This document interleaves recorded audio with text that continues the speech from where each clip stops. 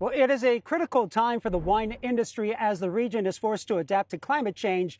Once again, we are live in Yountville at the Domaine Chandon winery. They began picking these grapes behind me, Chardonnay grapes, last week for their earliest harvest since they began producing sparkling wine more than half a century ago. And a lot of factors go into an early harvest. And this year, Mother Nature brought a warmer spring and late rains, forcing grapes to mature faster. But wine growers are optimistic about this year's harvest, where lately they could use some positive news. That's because Napa County's Board of Supervisors did receive a report yesterday that the value of wine produced last year actually fell 6%. This comes as young people are drinking less wine and less alcohol overall. And the wine industry still does have a huge value, though, of more than $968 million, almost $1 billion.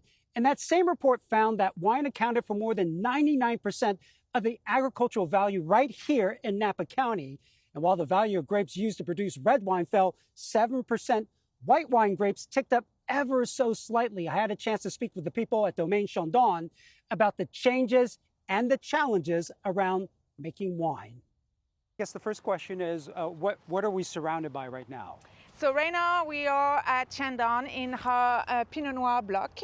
We are in Yountville, so in the heart of Napa Valley. Those grapes that you're seeing right now should be picked on Friday night. It is the earliest on record for Chandon. So we've been founded in 1973, so 53 years, and it's the earliest we've ever seen. So why do you have to pick so early? What it's due to, it's actually we had a really warm March, which really set up the early start. But then in April it cooled down. So we thought, okay, it's going to catch up and be a normal harvest, but it never did.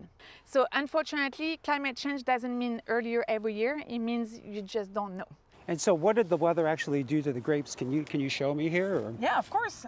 So right now, so you can see here, this green berry here should be turning purple very soon. So right now we're at the time where the sugar is accumulating in the berries and the acidity is dropping. So essentially the fruit is getting mature. 2026 should be an excellent year, on the lower side in yield, but it should be an excellent year. But luckily we have a lot of reserve wine in tanks. Mm-hmm. So the wine industry right now has a lot of wine, so having a lower yield, it's not a bad thing, so it's going to rebalance a little bit the economy. And it's unfortunately that's part of farming. Every year is different. We just have to adapt, and you know, at the end of the day, Mother Nature is what is the boss. And so that vineyard block where Pauline and I were walking through, that's just over here. Those are Pinot Noir grapes. Those will be picked on Friday night. In the meantime, as wineries like Domaine Chandon have to adapt to climate change and drinking habits, that has forced other wineries to make some very hard decisions about removing tens of thousands of acres of vineyards.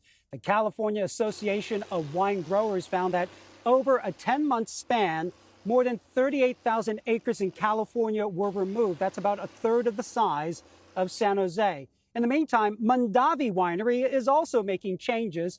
They are the first winery in Napa to have a tasting room, and they recently reopened after a 3-year remodel. They are focused on sustainable farming and added a new cellar and tasting facility.